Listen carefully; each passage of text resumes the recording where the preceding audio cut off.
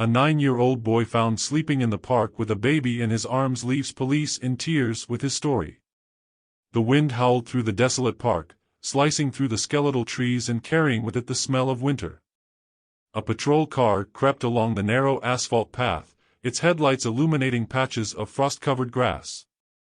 Officer Grant's hands tightened on the steering wheel as he scanned the empty benches and playground equipment. It was routine patrol, but something about the stillness gnawed at him. Then, he saw them.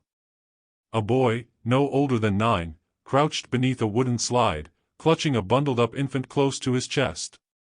The boy's thin frame was trembling, but not from the cold. There was a tension in the way he held the baby, as if his entire existence depended on shielding the tiny body. Grant pulled over and stepped out, the crunch of his boots on frozen ground breaking the silence. "Hey, kid," he called gently, his flashlight cutting through the shadows. "What are you doing out here?" The boy flinched, shrinking further into himself. The infant stirred in his arms, letting out a soft whimper, and the boy began to rock him instinctively. "Shoo, it's okay," he whispered, his voice hoarse. Grant crouched down, lowering the flashlight. "I'm not going to hurt you. You're safe now." For a moment, the boy's eyes darted toward the officer, wide, dark, and brimming with fear. But he didn't answer. "Where are your parents?" The question seemed to hit like a physical blow. The boy looked away, tightening his grip on the baby. When he finally spoke, his words were barely audible. "She told me to protect him." Grant leaned closer. "Who told you?" The boy hesitated, as if weighing whether to trust the man kneeling in front of him. Finally, he whispered, "My mom." Grant's chest tightened. He could see the boy's chapped lips, the tear-streaked dirt on his cheeks, and the exhaustion etched into his small features. This was no ordinary situation. "All right," Grant said, keeping his tone calm. "Let's get you both somewhere warm. We can talk more there. Is that okay?" The boy looked down at the baby, his expression softening. He nodded slowly. As Grant carried the baby seat he retrieved from the car, the boy climbed into the passenger seat. The warmth of the heater enveloped them, and for the first time that night, the boy relaxed just enough to let out a shaky breath. But Grant knew this was only the beginning of a much larger story. The warmth of the patrol car was overwhelming after the frigid night, but the boy didn't seem to notice. He sat stiffly, his thin arms cradling the baby even as the car bumped along the uneven streets. Officer Grant glanced at him periodically, noting the shadows under his eyes and the way his lips moved silently, as if murmuring reassurances to the child in his lap. "Do you have a name, kid?" Grant asked gently, breaking the silence. The boy hesitated, then whispered, "Callum." "And the baby?" "Levi," Callum replied, his voice barely above a breath. Grant nodded, filing the names away. "All right, Callum. You're doing a great job taking care of Levi. We'll get you both somewhere safe soon, I promise." At the word promise, Callum's head snapped toward him, his dark eyes narrowing. "Don't say that unless you mean it," he said sharply. The weight in the boy's voice startled Grant, but he didn't flinch. "I mean it," he assured him. Callum stared at him for a moment longer before turning his attention back to Levi, who had fallen asleep in his arms. Grant let the quiet stretch out, waiting for the boy to speak on his own terms.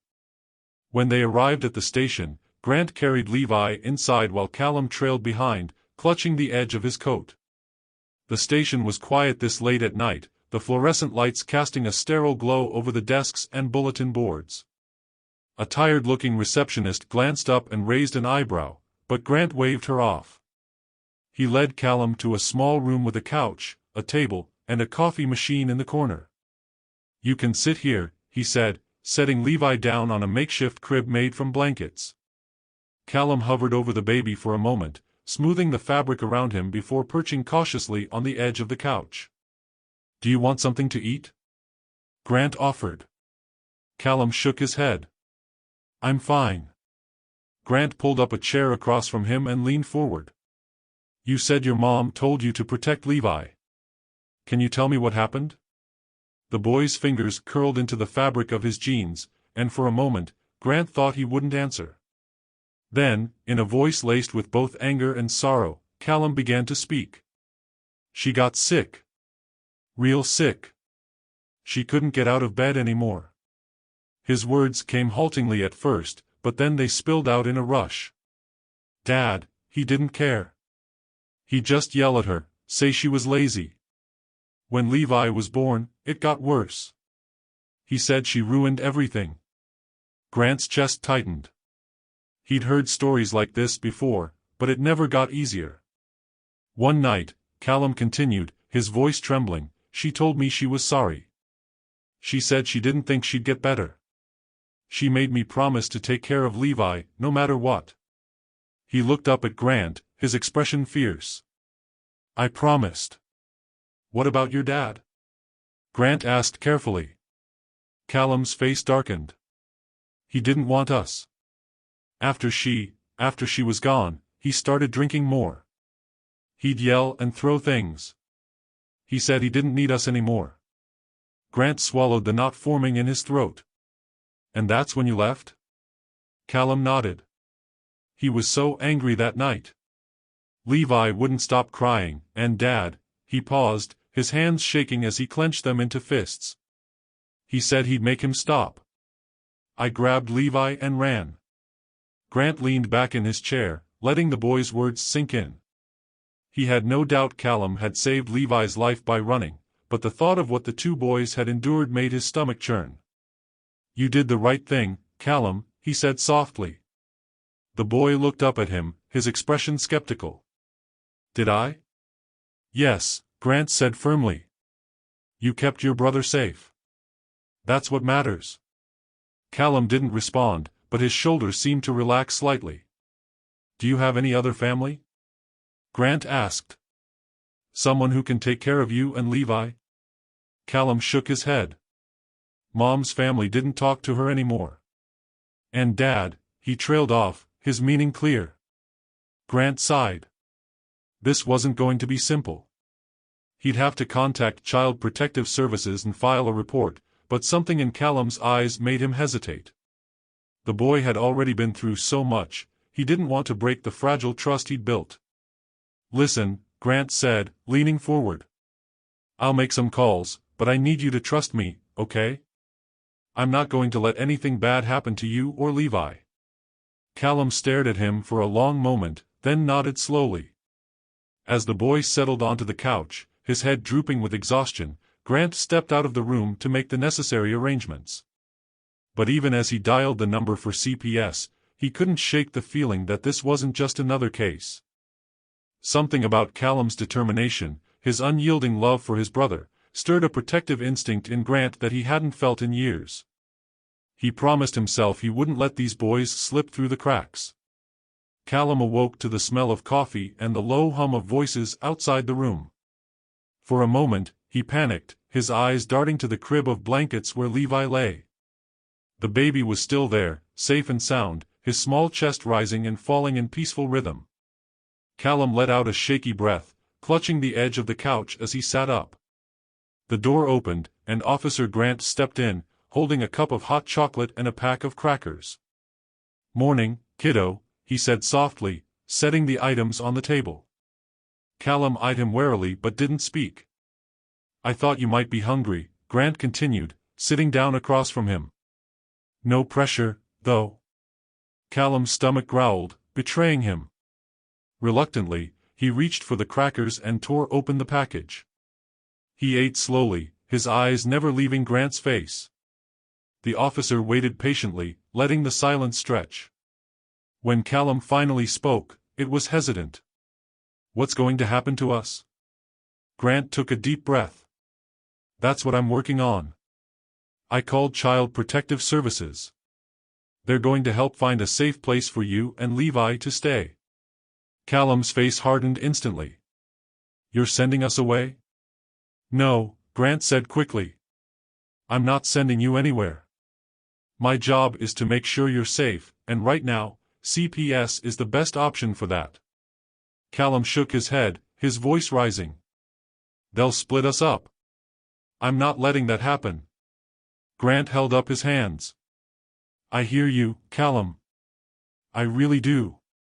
I'll make sure they know how important it is to keep you two together. But we've got to let them help. Callum's jaw tightened, but he didn't argue further.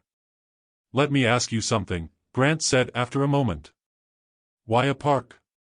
Of all the places you could have gone, why did you stop there?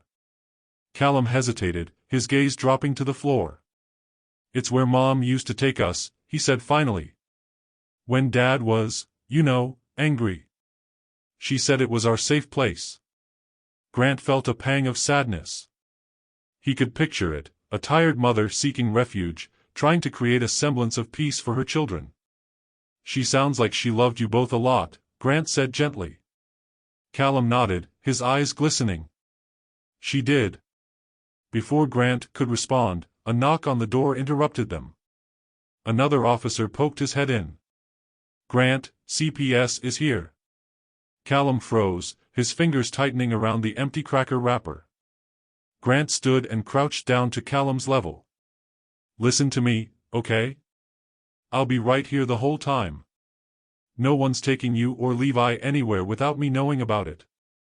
Callum didn't look convinced, but he nodded. In the station's main lobby, a middle-aged woman with kind eyes and a clipboard stood waiting. She introduced herself as Ms. Abernathy, a social worker assigned to their case. Grant led her into the small room, where Callum sat stiffly on the couch, Levi cradled protectively in his arms. Hi, Callum, Ms. Abernathy said, crouching down to his eye level. I'm here to help you and your brother. Can I ask you a few questions? Callum didn't respond, his gaze darting to Grant. The officer gave him a reassuring nod. It's okay, Grant said. You can talk to her. Reluctantly, Callum shifted his focus to Ms. Abernathy. She asked about their ages, their mother's illness, and the events that led to their father's outburst. Her tone was gentle, but Callum's answers were clipped and cautious. Callum, Ms. Abernathy said carefully, do you understand that my job is to find a safe place for you and Levi? Somewhere you'll both be cared for? Callum's grip on Levi tightened. We already have a place. We don't need anyone else. I know you've done an amazing job taking care of your brother, she said, her voice soft but firm. But you're still a kid. You shouldn't have to do this alone. I'm not alone, Callum shot back, his voice trembling. I made a promise to my mom. Ms. Abernathy looked at him with a mix of sympathy and admiration. And you've kept that promise. You're incredibly brave, Callum. But being brave doesn't mean you can't ask for help. Tears welled up in Callum's eyes, but he blinked them back, turning away. Grant stepped in, sensing the boy's distress. Callum, he said, crouching beside him again. Remember what I told you? No one's taking you anywhere without me knowing. That includes Levi. Ms. Abernathy is here to help, not hurt. The boy looked at him, his expression wavering. Finally, he nodded, though his shoulders remained tense. Thank you, Ms. Abernathy said, standing. I'll start working on temporary housing arrangements that keep them together. In the meantime, they can stay here for a bit longer, if that's all right. Grant nodded. That's fine. As Ms. Abernathy left, Grant turned back to Callum. See? We're not going to rush anything.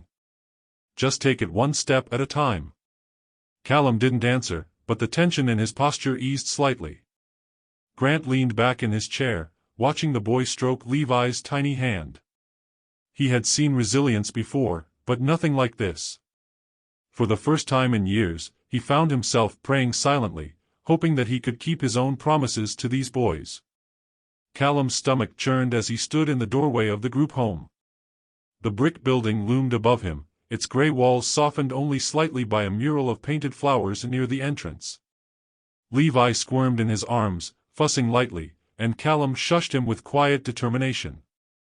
This is temporary, Ms. Abernathy said beside him, her tone gentle but firm.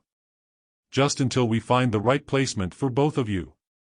Callum didn't respond. His gaze swept the area, kids playing in a fenced yard, a few adults standing watch. They looked ordinary enough, but he couldn't shake the sense that this place was another trap. Another chance for someone to take Levi from him. Inside, the air smelled of cleaning products and something faintly sweet, like baked goods. A stout woman with kind eyes approached them, extending a hand to Callum. "Hi there, sweetheart. I'm Mrs. Carter. You must be Callum, and this little one is Levi?" Callum ignored the hand, holding Levi tighter. Mrs. Carter withdrew it without comment, her smile unwavering. "Let's show you around," she said, gesturing down the hall. They followed her through the building, a common room with couches and a TV, a dining area with long tables, and finally, a bedroom with two small beds pushed against opposite walls. "This will be your room," Mrs. Carter explained. "We'll set up a crib for Levi by tonight." "I'll keep him with me," Callum said quickly. Mrs. Carter hesitated, then nodded. "Of course. Whatever makes you feel comfortable." Callum stood in the middle of the room, stiff and unmoving, until Ms. Abernathy knelt beside him. "Callum, I know this isn't easy," she said softly. "But it's safe here. The people here care about kids like you and Levi. They want to help." He stared at her, the weight of her words pressing against the fortress he'd built around himself. Finally, he whispered, "You don't know that." Ms. Abernathy's expression softened, but she didn't argue. Instead, she stood and handed him a small duffel bag. "This has some clothes and supplies for Levi. I'll check in on you tomorrow, okay?"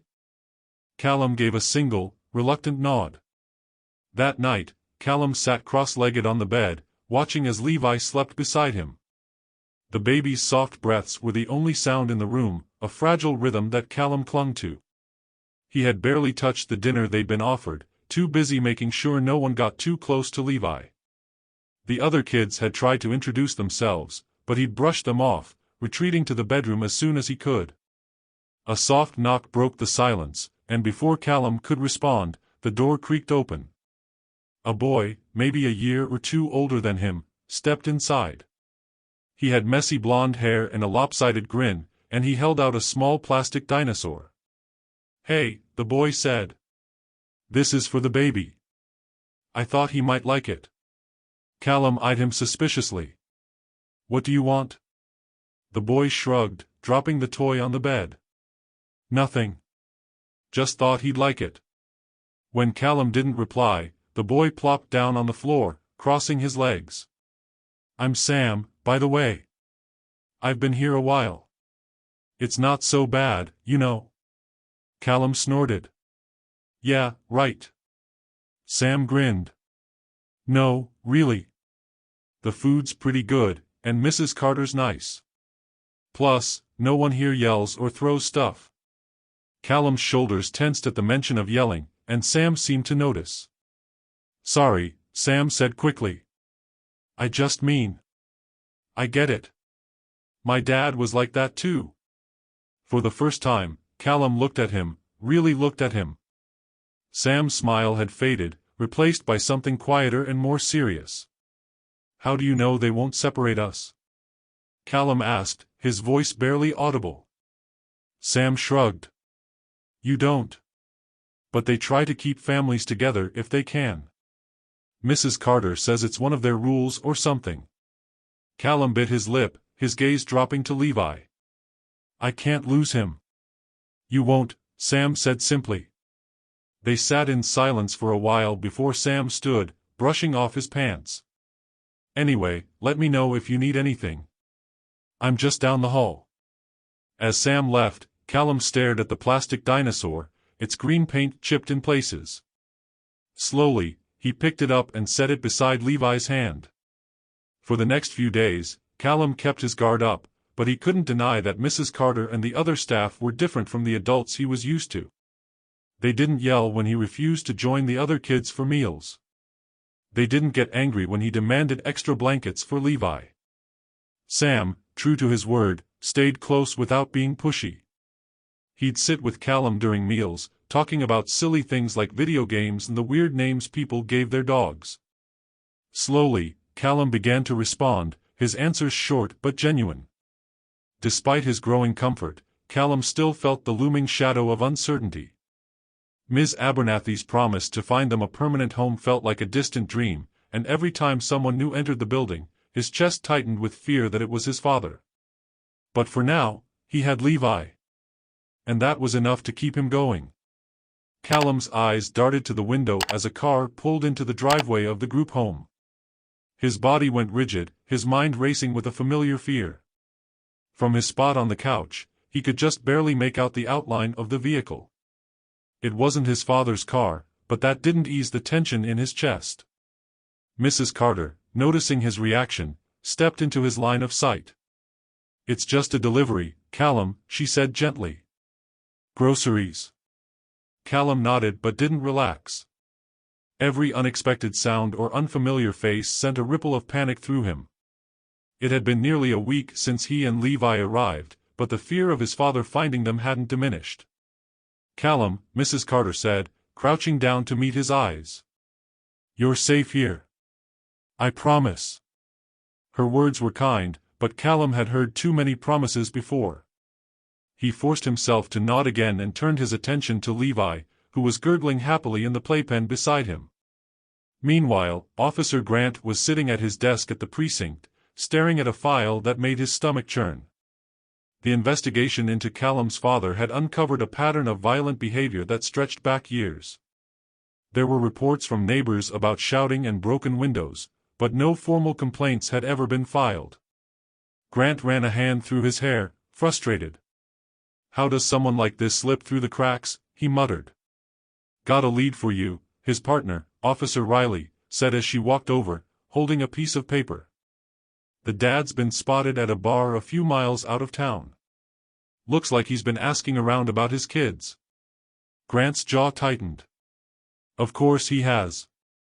We'll bring him in for questioning," Riley said. "But you know how this works. Without solid evidence, he'll walk." Grant clenched his fists. "Not if I can help it." At the group home, Callum was playing with Levi when Mrs. Carter came into the room, her face thoughtful. "Callum, can we talk for a minute?" she asked. He tensed but nodded, standing protectively in front of Levi. "Ms. Abernathy called," Mrs. Carter said. "She wanted me to let you know that they've found a possible family for you and Levi. It's not final yet, but it's a good step." Callum's heart raced. "A family?" "They're a foster couple," Mrs. Carter explained. "They've taken in siblings before and want to make sure you and Levi stay together." Callum shook his head immediately. "We don't need a family. We're fine on our own." Mrs. Carter's expression softened. "I know it feels that way, but taking care of Levi all by yourself is a lot for someone your age. A family could help." "I don't want their help," Callum said, his voice rising. "They'll just try to take him from me." "No one is taking Levi from you," Mrs. Carter said firmly. "That's not what this is about. This is about giving both of you a chance to be kids again. To feel safe." Callum's fists clenched at his sides, his breathing shallow. "I can keep him safe." Mrs. Carter didn't argue, letting his words hang in the air. "Just think about it, okay?" she said softly before leaving him alone with Levi. That evening, after Levi had fallen asleep, Callum sat on the edge of his bed, staring at the ceiling. The thought of going to live with strangers made his stomach twist, but a small voice in the back of his mind whispered that maybe Mrs. Carter was right. He'd done his best to protect Levi, but the truth was, he was tired. He hadn't had a full night's sleep since they left their house. Every decision, where to go, how to keep Levi warm, how to feed him, felt like it was resting on his shoulders alone. But could he really trust someone else to do what he'd promised his mom he would? At the precinct, Grant was finishing his shift when he got the call. Riley's voice crackled over the line. "We've got him. The father. He's in custody." Grant grabbed his jacket and headed to the interrogation room. When he walked in, he found a man slouched in a chair, his clothes rumpled and his eyes bloodshot. There was no remorse in his expression, only defiance. "You've got no right to keep me here," the man growled. "I want my kids back." Grant's jaw tightened. "You lost that right the day you put them in danger." The man sneered. "You think you know me? You don't know anything." "I know enough," Grant said coldly. "And I'll make sure you don't get near those boys again." The man leaned forward, his voice low and venomous. "You can't keep them from me forever. They're mine." Grant didn't respond, but inside, he felt a surge of determination. He wouldn't let this man hurt Callum and Levi again. Back at the group home, Callum finally lay down beside Levi, his mind racing. He didn't know what the future held, but one thing was certain: he'd fight to keep his brother safe, no matter what. The morning air was heavy with tension. Callum sat by the window, watching a pair of sparrows flit between the branches of a tree in the yard. Levi played quietly on a blanket spread across the floor, gnawing on the green plastic dinosaur Sam had given him. The past few days had been an emotional whirlwind. Callum's thoughts kept circling back to what Mrs. Carter had said about the foster family. The idea of strangers taking care of them felt wrong, like a betrayal of the promise he'd made to his mom. But each time Levi cried in the middle of the night, or Callum struggled to figure out what the baby needed, he couldn't help but feel the weight of how alone they really were. His musings were interrupted by a knock on the door. Mrs. Carter entered, smiling warmly. "Callum, Ms. Abernathy is here to talk to you." Callum's stomach tightened. He didn't want another lecture about how this family would be good for them, but he nodded and followed Mrs. Carter into the common room. Ms. Abernathy sat waiting at a round table, her clipboard and files neatly stacked in front of her. She smiled when she saw Callum. "Hi, Callum. How are you and Levi doing today?" "Fine," he said, sitting down but avoiding her gaze. "I wanted to check in with you about the family I mentioned. Would you like to hear more about them?" Callum shrugged. Ms. Abernathy took that as permission. "Their names are Claire and Robert. They've been fostering for several years and have a lot of experience with younger kids. They also understand how important it is for you and Levi to stay together." Callum stiffened. "And if they decide they don't want us?" "They won't," Ms. Abernathy said firmly. "I've spoken to them myself. They want both of you. They've already started preparing a nursery for Levi." The idea of someone else setting up a space for his brother made Callum's chest ache. He had done his best to take care of Levi, but could he really give him what he needed? "Do I have to decide now?" Callum asked. "No," Ms. Abernathy said gently. "We want you to feel ready. But I do think it would help if you met them. Just to talk." Callum hesitated. Part of him wanted to refuse outright, but another part, a small, tired part, was curious. Could these people really be as kind as Ms. Abernathy made them sound? "I'll think about it," he said finally. That evening, Callum found himself in the playroom with Sam. Levi was asleep in his crib, giving Callum a rare moment of quiet. "You've been thinking about the foster family, huh?" Sam asked, spinning a basketball idly on his fingers. "How do you know?" Callum replied, raising an eyebrow. "You've had that lost in thought face all day," Sam said with a grin. Then his tone softened. "You know, not all foster families are bad. The one I was with before I came here, they weren't perfect, but they cared." Callum stared at the floor. "What if they don't want me? What if they just want Levi?" "Then you tell them no," Sam said simply. "You've got a say in this, Callum. You're not just some kid they can push around." Callum considered this. For so long, he had felt like life was something that happened to him, something he had to survive. The thought of having a choice, of having some control, was both terrifying and hopeful. The next morning, Callum found Ms. Abernathy in the dining room. She was drinking coffee and scribbling notes in her clipboard. "I want to meet them," Callum said, his voice steady but quiet. Ms. Abernathy looked up, her face lighting up with a warm smile. "That's a big step, Callum. I'm proud of you. It doesn't mean I'm saying yes, Callum added quickly. Of course not, Ms. Abernathy agreed. You're just meeting them. No decisions yet.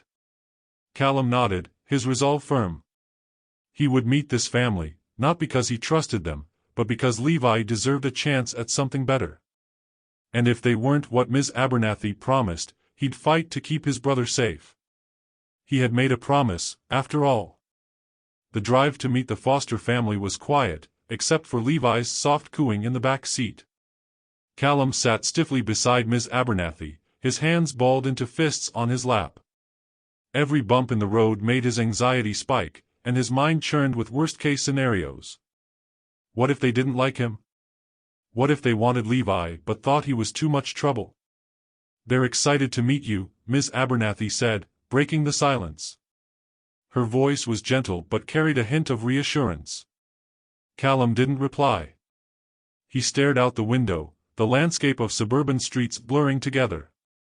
When they arrived, Ms. Abernathy parked in front of a modest, two-story house with a red door and flower boxes brimming with marigolds. It looked warm, inviting. Callum tightened his grip on the car door handle, unsure if he wanted to go inside. Claire and Robert met them at the door, their smiles genuine but not overwhelming. Claire was tall with curly brown hair tied back in a loose ponytail. Robert, shorter and stockier, had glasses perched on his nose and an easy demeanor. "Hi, Callum," Claire said, crouching slightly to meet his eye level. Her voice was soft, careful. "And this must be Levi. He's even cuter than Ms. Abernathy said." Callum shifted nervously, holding Levi closer. "Come on in," Robert added, stepping aside to let them enter. "No pressure. Just take your time." The house smelled of cinnamon and something savory baking in the oven. A large, plush rug covered the living room floor, where a toy box sat in the corner. Levi's eyes lit up at the colorful sight, and he let out a happy gurgle. Callum sat on the edge of the couch, his posture rigid, while Ms. Abernathy introduced everyone. Claire and Robert didn't push him to speak. Instead, they started by asking small, simple questions about Levi, his favorite toys, what foods he liked. "He loves bananas," Callum said quietly, surprising himself by answering. "Bananas, huh?" Robert said with a grin. "That's my favorite too. I can't let Claire keep enough of them in the house." Callum's lips twitched into a brief smile before disappearing again. After a while, Claire excused herself to the kitchen, returning with a plate of warm cookies and a small cup of milk for Callum. He hesitated but eventually took one, nibbling at the edge. It was sweeter than anything he'd had in months. "Can I show you something?" Claire asked. Callum's eyes narrowed. "What?" "It's a room we set up for Levi," she said gently. "You don't have to say yes to anything, but I thought you might want to see it." Callum hesitated, glancing at Ms. Abernathy, who gave him an encouraging nod. Reluctantly, he stood and followed Claire down the hall, carrying Levi with him. She opened a door to reveal a small room painted in soft blue tones. A crib stood against one wall, draped with a hand-sewn quilt, and shelves lined with books and toys filled the other. A rocking chair sat by the window, a stuffed bear resting on the seat. "It's just a start," Claire said, keeping her distance. "We wanted to make sure Levi had a place that felt like his own." Callum ran his eyes over the room. It was nice, too nice. It felt like something out of a picture book, not something real. "What about me?" he asked, his voice barely above a whisper. Claire's expression softened. "There's a room for you too, Callum. We'd never ask you to take care of Levi alone. That's not your job, it's ours, as the adults. But you'd always have a place here, with him." The words hit Callum like a blow. For so long, it had been him against the world, him protecting Levi at all costs. The idea that someone else might share that burden felt both like a relief and a betrayal. "I don't know," he murmured, his throat tight. "That's okay," Claire said softly. "Take your time." That evening, back at the group home, Callum sat awake long after Levi had fallen asleep. He thought about the room, the way Claire and Robert had talked to him, not like he was just a kid in the way, but like he mattered.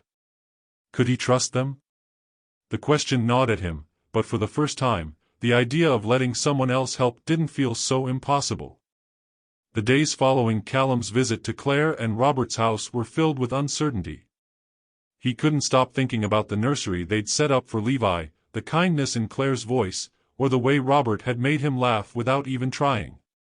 For the first time in what felt like forever, Callum had glimpsed a future where he wasn't entirely alone in protecting his brother. But the thought of trusting them still gnawed at him. What if they were like his father, kind at first, only to change when things got hard? Callum had just finished feeding Levi his bottle in the group home's common room when Mrs. Carter approached, her expression cautious. "Callum, there's something I need to tell you," she said, sitting down beside him. He looked up, instantly wary. "What?" Mrs. Carter hesitated before speaking. "Your father has filed for custody." The words hit him like a punch to the stomach. For a moment, the room seemed to tilt, and he gripped the edge of his chair to steady himself. "No," he whispered. "Callum," Mrs. Carter began, her tone firm but calm, "the court is going to hear his case, but that doesn't mean he'll win. You have people fighting for you, Ms. Abernathy, me, Officer Grant. We won't let anything happen to you or Levi." "He's lying," Callum said, his voice trembling with anger. "He doesn't care about us. He just wants to win." Mrs. Carter nodded.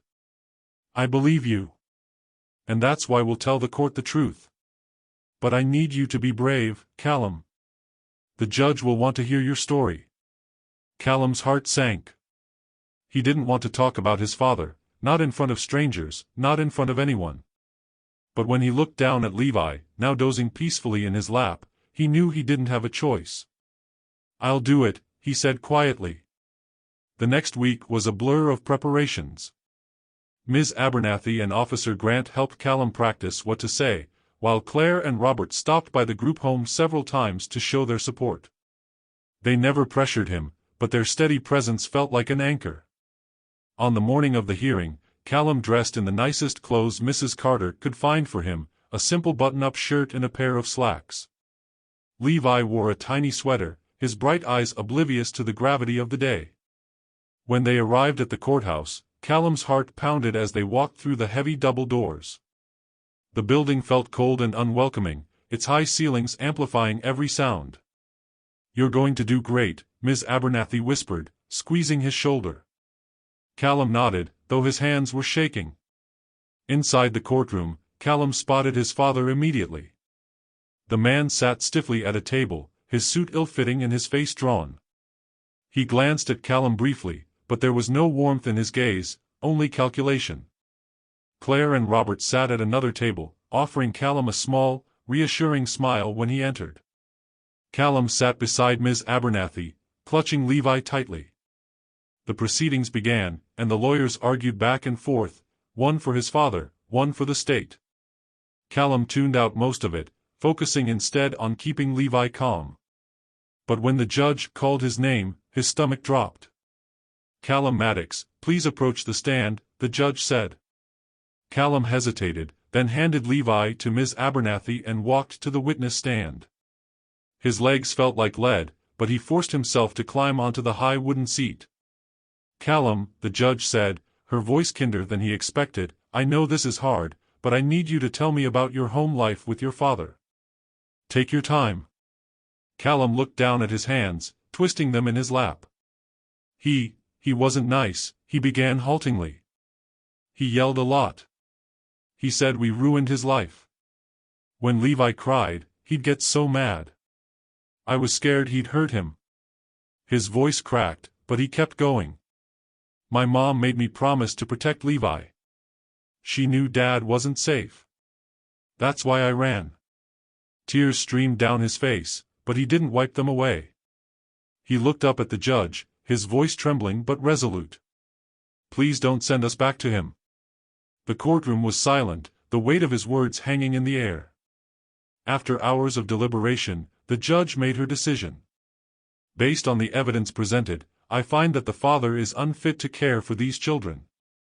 Custody will remain with the state, and I approve Claire and Robert Hastings as foster parents for Callum and Levi Maddox." Callum let out a breath he hadn't realized he was holding. That night, back at Claire and Robert's house, Callum stood in Levi's new nursery, watching his brother sleep. He felt a hand on his shoulder and turned to see Claire standing behind him. "You're safe now," she said softly. Callum nodded, his chest tight with emotion. For the first time in a long time, he believed it. "I made a promise to my mom," he whispered. "To protect Levi." "And you kept it," Claire said. "But it's okay to let us help now." Callum looked back at Levi, his tiny chest rising and falling in steady breaths. For the first time, the weight of his promise felt lighter. 6 months had passed since the court hearing, and for the first time in what felt like forever, Callum woke up without the familiar knot of fear in his stomach. Sunlight filtered through the window of his new bedroom, painting the walls with a soft, golden glow. On the bookshelf across from his bed sat a row of books and toys, things that were his, not borrowed or left behind by someone else. Levi's soft giggles echoed from the next room, pulling Callum from his thoughts. He swung his legs over the edge of the bed and padded down the hall, stopping at the door to Levi's nursery. Claire was kneeling on the floor, shaking a colorful rattle that made Levi squeal with delight. She looked up and smiled when she saw Callum. "Good morning, sleepyhead. Levi's been waiting for you." Callum stepped inside, scooping his brother into his arms. Levi immediately tugged on his shirt, babbling happily. The sight of his baby brother's grin never failed to make Callum smile, even on the hardest days. "You two are inseparable," Claire said, standing and brushing off her jeans. "Robert's making pancakes if you're hungry." "Okay," Callum said, his voice quiet but warm. Claire paused in the doorway, looking back at him. "Callum, you know how proud I am of you, right? You've been so strong through all of this." Callum nodded, his throat tight. "And you don't have to be strong alone anymore," she added gently. "We're here. For both of you." As Claire left, Callum sat with Levi on the floor, his heart full but conflicted. For months, he had guarded the promise he made to his mom like it was a shield, something only he could carry. But here, in this house, things felt different. The burden didn't feel so heavy anymore. Later that evening, after Levi had been put to bed, Callum sat with Claire and Robert in the living room. They were watching a movie, though Callum wasn't paying much attention. "Is something on your mind?" Robert asked, noticing Callum's distracted expression. Callum hesitated, fidgeting with the edge of the blanket draped over his lap. "I've been thinking about staying here. For good." Claire and Robert exchanged a glance, their smiles soft but full of emotion. "Callum," Claire said, leaning forward, "you don't have to decide right away. But if you're ready to stay, we'd be honored to be your family." Callum felt his chest tighten. He looked down at his hands, then up at the two people who had shown him more kindness than he thought he deserved. I think this is what Mom would have wanted. For Levi. For me." Tears welled in Claire's eyes, and even Robert looked like he was holding back emotion. "Your mom would be so proud of you, Callum," Claire said. Callum nodded, a lump forming in his throat. For the first time, the thought of his mom didn't fill him with grief. Instead, it brought a sense of peace, as if she were still watching over him and Levi, guiding them to this moment. "I want to stay," Callum said firmly. Robert clapped a hand on Callum's shoulder. Then it settled. "Welcome home, Callum." For the first time in months, Callum allowed himself to believe it. This was home. That night, as he stood by Levi's crib, Callum whispered, "We made it, buddy. We're going to be okay now." Levi stirred in his sleep, his tiny hand reaching out and gripping Callum's finger. Callum smiled, a sense of calm washing over him. He had kept his promise. And now, he was ready to start a new chapter, with a family who wouldn't just protect Levi, but him too.